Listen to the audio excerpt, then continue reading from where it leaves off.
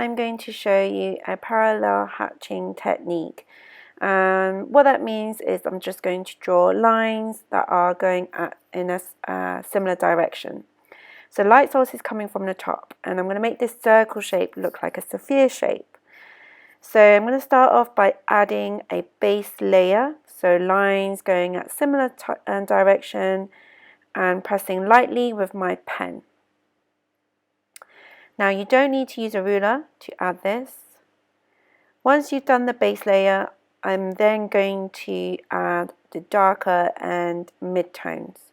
So that would be near the bottom of that sphere shape.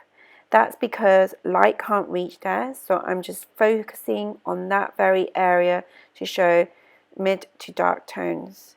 You do want to show a gradual change of tone, so I'm going back up to make sure the lines looks seamless and gradual in the way the tone changes, so it doesn't look like sections.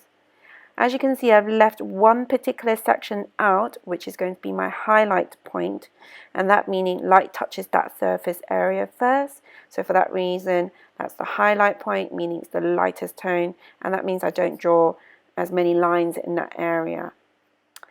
Remember to add the shadow. It's very, very important. So that way it looks like the shape is sitting on a surface and it makes it look more 3D. When you add the shadow, make sure you're drawing lines in the opposite direction so that it separates itself from looking like a shape that's part of the sphere.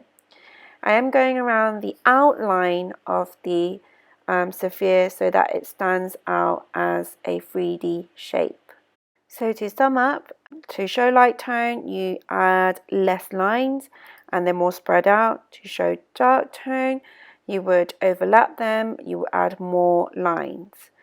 And there are occasional times where you will need to add short lines as well as long lines to create more depth and making it look more 3D and realistic.